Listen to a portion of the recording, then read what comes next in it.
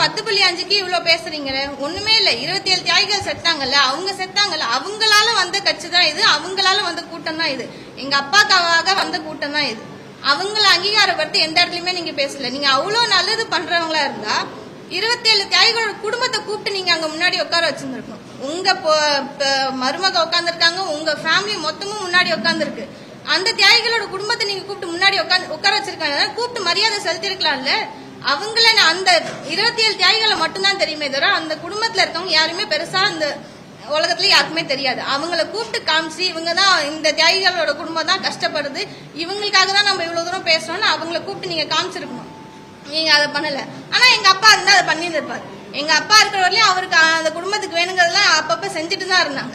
ஆனா நீங்க என்ன பண்ணீங்க, ஐயா கலைஞர் அவர்கள் கொடுத்த 3 லட்சம் காசையுமே வேற இரட்டிப்பா தர அப்படின்னு சொல்லிட்டு வாங்கிட்டு திரும்ப கொடுக்கல. ஏன் கொடுக்கல? அதுலயும் நீங்க உங்க காசு சம்பாதிக்கணும்னு நினைச்சீங்க. ஐயா கலைஞர் அவர்கள் 10.5 கொடுத்தாரு.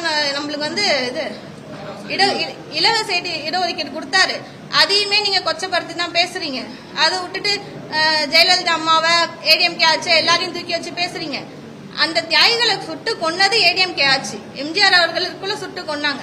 அவங்கள தூக்கி வச்சு பேசுறீங்க, இவங்கள நீங்க மட்டப்படுத்தி பேசுறீங்க. இவங்களுக்கு செஞ்சவங்கள செஞ்சோம் தான் சொல்றோம். இப்ப அந்த தியாகிகள் விழுப்புரத்துல மணிமண்டபம் திறந்திருக்காங்க 27 குடும்பத்துக்கு. ஸ்டாலின் அவர்கள் என்ன பண்ணிருக்காங்க, அந்த குடும்பத்துல கூப்பிட்டு வச்சுதான் திறந்திருக்காங்க. இந்த மாநாட்டுக்கு நீங்க அவங்களை கூப்பிட்டு இருக்க வேண்டியது தானே, ஏன் கூப்பிடல?